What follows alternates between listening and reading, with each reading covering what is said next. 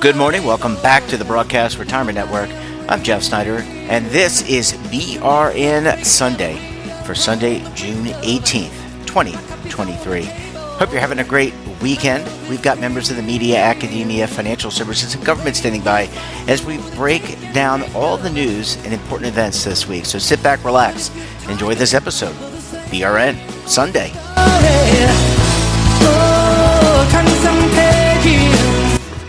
Where we're going to kick the weekend off with a look at what's happening on Capitol Hill in terms of regulation, legislation, litigation, arbitration, mediation, capitalization. There's a new one. Joining us on the line, he is one half of the Legal Eagles. He's a principal with Groom Law Group as well. Kevin Walsh. Kevin, so great to talk to you. Thanks so much for joining us on the program this morning. Thanks for having me on, Jeff. It's always good to be on. As we get into the warmest days, longest days of the year, it's always good to have a short conversation with you about benefits. Yeah, and I almost have to laugh because I almost introduced you as Kevin Levine because of, I'm so used to talking about you and David. So you're not one and the same. You're two different people, but we're really pleased to have you this morning. Yeah, sometimes we squabble like siblings, but we are actually not related. I know you're also not connected like co-joined twins. All right, Kevin, let's talk about a recent analysis done by Capitalize, forgotten 401k. And this one is really up your sleeve here because forgotten 401k assets now have hit about $1.65 trillion in assets. And that's a 20% growth in the last 2 years. I want to get your reaction to that number. And then what's going on to kind of alleviate this? This is a concerning trend. Yeah. So, Jeff, it's an eye-popping number. I mean, you look at a number and you hear there's $1.65 trillion in forgotten 401k accounts. And you're thinking, oh, my gosh, there must be a whole lot of people who have, had money withheld from their paycheck, who have employer contributions, who, you're worried that they're not going to find their money in retirement. That being said, and I hate downplaying it because I do think that missing participants can be a big problem. But I think the term forgotten 401k plans in itself contains a little bit of the story. And my hesitation of blowing it up as this massive problem is that it looks like the way they've defined forgotten as a forgotten 401k is a 401k plan that's still with a prior employer. And, I'm sure a lot of these are missing. But there are also plenty of reasons why someone might choose to leave money with a prior employer. I mean, I know I, for example, have money with the Federal Thrift Savings Plan because it's got just great investment options and very low fees. And I'm no longer an employee there. So there may be other employees out there or other retirees out there who choose to leave money with a prior employer because they like the options in that plan more or for whatever other reason. Yeah. That being said, yeah, it's a big problem with missing participants. And, we've been talking about missing participants for 10 years now. Yeah. And I said, look, at the end of the day, this, I do agree with you that it's a large number and look, it's a headline. It's going to get some clicks. But it's an important topic that I think you and David have talked about, but also the Department of Labor, other governmental entities have talked about. How do we get people to remain connected with their account balances when they leave an employer? Because the reality, Kevin, here is that most new employees are going to be moving to different jobs. Most people don't stay in the same role. Even in government now, they're moving along. Government used to be a place where you stayed for an entire career. But Kevin, we have a very mobile workforce. Therefore, it's important that people keep track of their benefits. And we do, and we've got a problem, and I think folks have identified it for a while now. I know the Labor Department's been working on missing participants since at least 2014. And to me, there's really three prongs of progress in terms of missing participants and we'll call it forgotten 401ks. I think prong one, and I'll talk about these a little bit more, but I'll just list them off first. I think prong one is, what are the efforts that are being made by employers to keep track of participants who've left? And some of that relates back to DOL's enforcement initiative. I think prong two is, after Secure 2.0, DOL is supposed to be putting together a retirement savings lost and found, which in theory means, the government's going to provide help in terms of, matching participants with their pension benefits and 401k benefits. And the third is kind of a private sector approach, which is there's a consortium of the 6 largest record keepers and RCH called PSN. Mm-hmm. And the idea is that if you change employers, your retirement funds will follow you. So kind of automatic portability where, you leave one employer, you go to a new employer, you don't need to take any action for your 401k funds to find you. So do we want to talk about each of these a tiny bit, Jeff?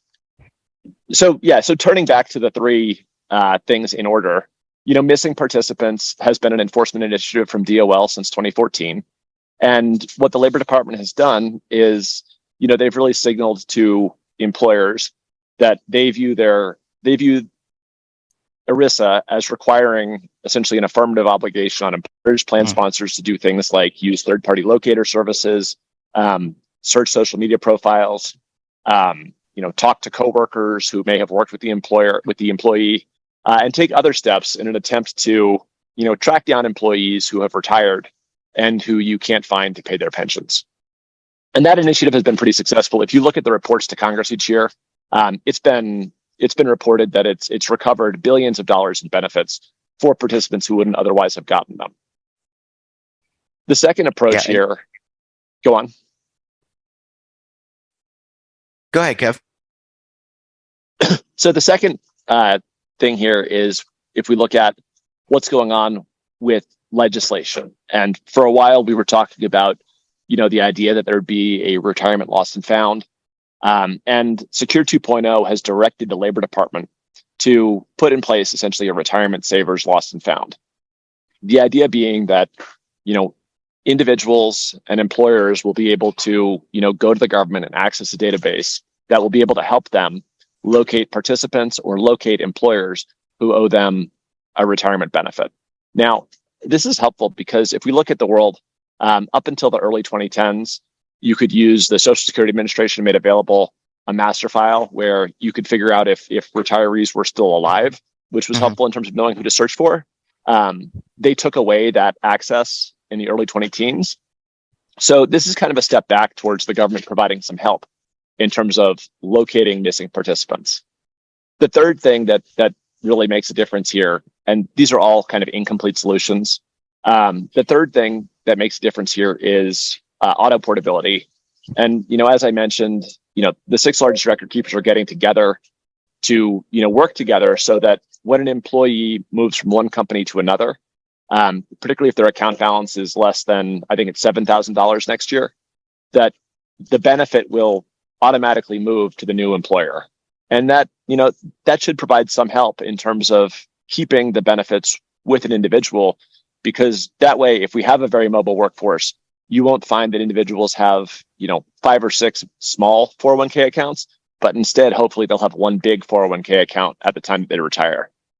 So those are the 3 new developments to me. And it's a point that I always try to hammer home is that the easiest, the place where it's easiest to keep track of benefits is kind of at the individual level. And so, if you're a 401k retirement saver, it's important, to really think back at the places you worked. Were you saving for retirement? Check in to figure out if you have a 401k balance. And to the extent you can, if individuals let the plans know where they've moved, that goes a long way towards mitigating the missing participant problem that we're seeing. Because it's far easier for me to know where I live than it is for, the thrift savings plan to find me in 2023 after I've been out of government for over a decade. Well, Kevin, we're going to have to leave it there. Really appreciate you stopping by the program. And look, we look forward to having you and David back on the program again very soon. Have a great rest of the weekend, my friend. Take care, and we'll talk to you again soon. Thanks, Jeff, and thank you, listeners. Have a great week. Bye-bye. Bye, Kevin. Have a good weekend. Thanks. I hope that worked. It sounded like I had that pause in the middle. I was trying to make it more of a back and forth by pausing before I went into those 3 points. No, I think I can cut out the delays and stuff. I think it was fine. Awesome. I'm just going to give it a I listen try not more. to be a pain with. I know it's a pain in the ass to cut it in the middle, so I try not to have cuts like that. But No, I think you did good. I'll just listen to it tomorrow and take it out when I put the show together. awesome. All right, thank you so much, Jeff. Thanks, bud. Talk Bye-bye. to you soon. Bye.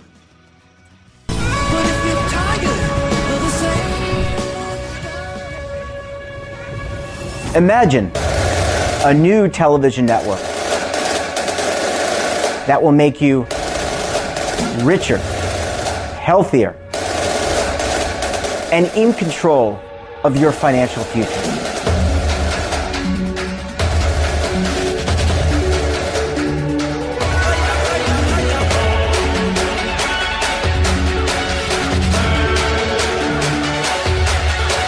This network is for the policewoman in Nashville, Tennessee, the baker in Dubuque, Iowa, the teacher in Lexington, Kentucky. We want to make the idea of savings and retirement culturally relevant. But what do you see as a defining issue of the midterms? Especially for the smaller businesses. I mean, they are the lifeblood of the American economy.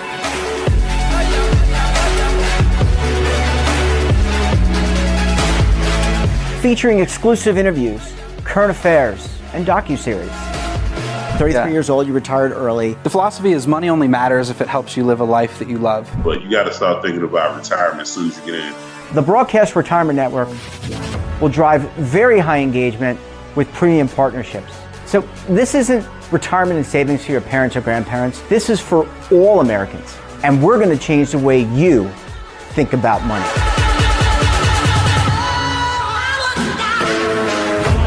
Welcome to the next frontier of retirement and savings. This is BRN, the Broadcast Retirement Network. Are you stuck with a low credit score? A credit report and score that's causing you to be denied credit or pay higher interest rates than others for the same things? Then do what Terrence did and call Credit Repaired for your free credit evaluation to help restore your credit. I started thinking about buying a new house, and my score wasn't where I needed it to be. I called and spoke with one of the representatives, and we just had a good conversation, and I liked what he was saying. Just one call for his free credit evaluation was all it took to start back on the track to repairing his credit. I'm seeing the deletions, and I'm getting the report, so I know something's being done. It does make a difference to me. All it takes is one call to get started. Credit Repair has given me a second chance to have a better credit score. Don't let a low credit score hold you back another day. Do what Terrence did and make the call for your free credit evaluation. Call 800-819-4152. That's 800-819-4152. Again, 800-819-4152. Welcome back. And now we're going to take a spin around the markets. Joining us on the line, he is the lead anchor for the TD Ameritrade Network, Oliver Renick. Oliver, thanks so much for popping by the program this morning. Of course. Happy to do so. Yeah, it's always great to get your expert analysis when we can. And look, this week seems to be all around the Federal Reserve. I want to get your reaction to their rate announcement and also the reaction from the markets. So feel free to jump in if you want me to stop, because this could easily become a bit of a diatribe. But in doing my best to kind of describe it the way I see it and then the way the market sees it, I think actually the market's pretty in line with the way I described the event, which is at its core a very dovish event. Mm-hmm. There is sort of a discussion about whether or not them pausing rates but talking up the potential to continue later on as a hawkish event, but it just, in my mind, absolutely is not. Firstly, they paused their rate hike program, which had been a decision that was a coin flip, hike versus pause, about a month ago. It was going back and forth between like 30 and 60%. The market wasn't sure, back and forth, back and forth. We had a strong employment print. Market thought they were going to hike. And then we had a real weak jobless claims, a few other data points that just were, fine, nothing hot, but not enough to warrant a hike. So the market and the Fed language kind of shifted alongside that. Some of the Fed talk had been a little bit hawkish. over the past month, and then it eased up as the market started pricing in a pause. So Powell did exactly what the market had expected and priced in. We've seen this in bonds and we've seen this in stocks. So, Oliver, do you think it was a coin flip? Well, at the Fed governor's meeting? Looking at the Fed funds futures and the tools we have to determine what the market thinks they're going to do, yeah, it was a coin flip as of about like 10 days ago. So the reason I bring that up is to convey the notion that this was not a terribly obvious decision, even if we just assess that through the market pricing over the last month of what they should do. So they ultimately decide to pause. And in, retrospect, months from now, it certainly might be a prudent move. It will be a prudent move, and it will prove to be a smart decision if the economy deteriorates meaningfully from here. We have to keep in mind that the whole decision, the whole notion of slowing down the rate hike regime first began when the regional banks blew up, Silicon Valley, Silvergate, and Signature went bust. That was really when the market started pricing in not just a pause by the Fed, but the market started pricing in cuts. And Jerome Powell's own language shifted quite dramatically after the regional banks to one of concern about the economy. Now, that was in March. Fast forward to today. This is where things get very complicated, very confusing, and in my opinion, very, very messy. It's either a messy decision and communication and language by the Fed at best, or it's going to be a very bad decision. So at best here, they just didn't really do a good job communicating. And at worst, they might be allowing inflation to retrench and heat up again. Here's why. Number one, the most important thing to understand is that as they paused their program yesterday, they also, though, pushed up the expectations from their own committee, the dot plot expectations, higher by the end of the year. So coming into this meeting, they had said they expect their terminal rate, the rate at which they end at, to be 5.4%. But then yesterday they pushed up that expectation to 5.6%. So pushing up their overall end terminal rate expectations essentially is them saying, we think we're going to have to hike even harder than we thought, which then they're only doing that if inflation is worse than they thought. So what they're saying is that inflation is worse than we think. It's going to be a bigger problem than we think, and we're going to have to hike even more, but not today. And that is a very difficult thing to wrap your head around. Now, you could argue, as Mark Dow did on our show, and it's a very fine and it's the best argument there is, that the Fed is being prudent. They want to pause. They want to wait to see the impact that their hikes have already had, have had. But this is where the communication is very bad then, is because Jerome Powell has told us in the past, you don't really need to pay too much attention to the dot plot. But then yesterday, all he talked about was the dot plot because he really wanted to communicate that we're serious about fighting inflation. It is a problem. It's stickier than we thought. Housing's actually heating up again. These are all things that he said, but then he doesn't hike rates. And then today again, you hear people like Waller saying, well, inflation's a major problem. We're really going to have to hike rates later on. It's going worse than we thought. So then why aren't you hiking rates right now? Why are you giving it an opportunity to get even worse?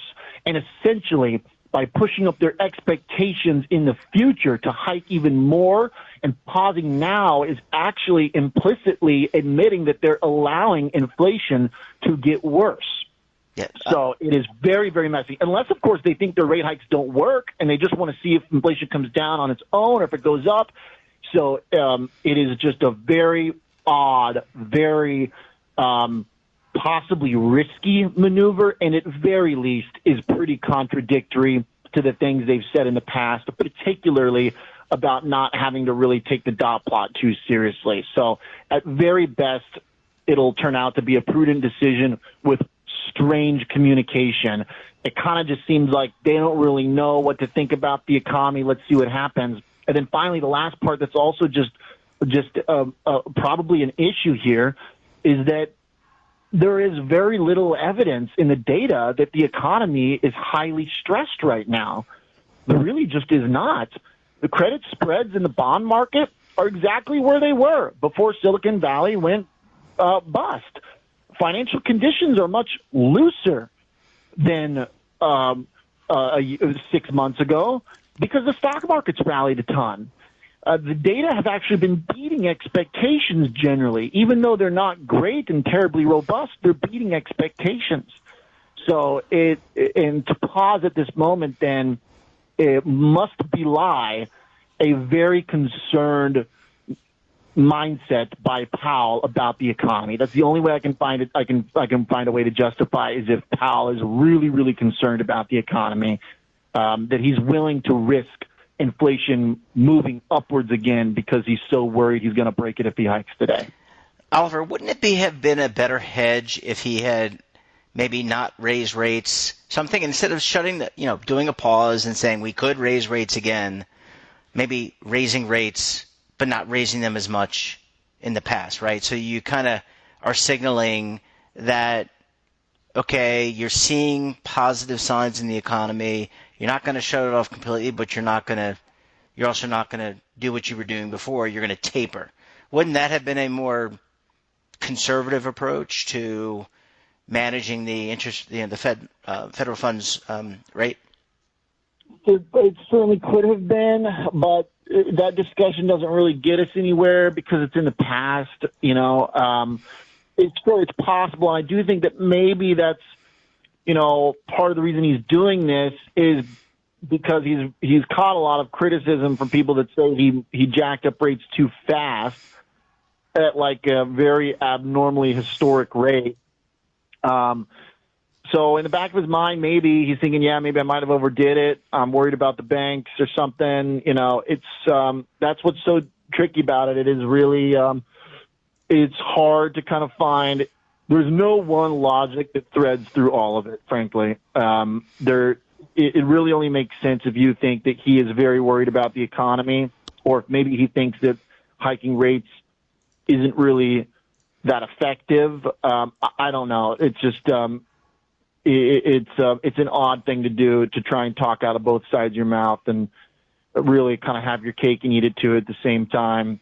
And it's hard to believe why the market would take him seriously. And I wouldn't be saying it with this conviction if I didn't think the market has shown it agrees with my assessment. Because here's the thing. Stocks are rallying. Participation is broadening out in the market. And all of that makes sense. And the dollar's down a ton. So when I'm describing it as an extremely dovish event in which the market really shouldn't take him seriously about these future rate hikes if he can't do it today, well, that's what you're seeing. You're seeing the dollar drop. You're seeing stocks rally. I would expect also bond yields to start creeping higher again. That's the next big thing is, will bond yields start moving higher again? I think that'll really tell you that he's probably risking reflation. And so he might indeed have to come back at the end of the year and hike even harder, but there will be no one really. I mean, he will be hugely at fault then to some degree for that. I mean, not that inflation is necessarily his fault, but he only has one way to try and fight back against it. And to say that you're going to fight back against it even harder later on, but not today, is a pretty illogical thing. So I think that for the first time, really, I feel that he would deserve a great deal of criticism if inflation does retrench from here. Oliver, last question. Next week's a short week. What are you looking for? Well, short week in terms of the New York Stock Exchange is closed on Monday, tomorrow. Yep. So what do you look for? Does the market react, continue its reaction? What are you thinking about when you have a short week of trading? Or do you wait till the next week to kind of measure the results of a Fed announcement like this? Well, I think we're getting some measurement already, but it's really bonds. I want to watch what bonds do because essentially the economy is already pretty surprisingly firm, okay? The economy's slowed down over the last year for sure, but not as fast as was expected. There was no major fallout from regional banks that we see thus far. There is very stable labor situation. Even consumer sentiment is turning back up. The services components of travel are still booming. So the economy is pretty firm. And now that the Fed is going to stop applying pressure to it, even if it's just a couple months, there's a lot of potential for the economy to find its legs, start strengthening again. And so we really want to watch to see if bonds tell us if that's happening. If that happens, yields should move higher. And then eventually we will see the stock market reprice because the Fed allowed inflation to retrench. And if that happens, then stocks will come down hard. But that probably won't be obvious it's happening if and when yields start moving again. That's what I'm watching for. Well, you know what? I'm going to be watching you on the TD Ameritrade Network starting on Tuesday. Oliver Renick, good to talk to you. Always a pleasure, and enjoy the rest of your weekend, my friend. All right, thanks. Bye-bye. And that wraps up this episode of BRN Sunday. Have a topic of interest, someone you think we should talk to, then drop us a line. And don't forget, for all the latest curated news and lifestyle, wellness, finance, tech, so much more, and all in one place, check out today's edition of our daily newsletter, The Morning Pulse. Want to search our archives, check out our latest content, visit our website, and of course, all of our streaming partners. We're back again on Tuesday with another edition of BRN AM. Until then, I'm Jeff Snyder. Stay safe, keep on saving, and don't forget, roll with the changes.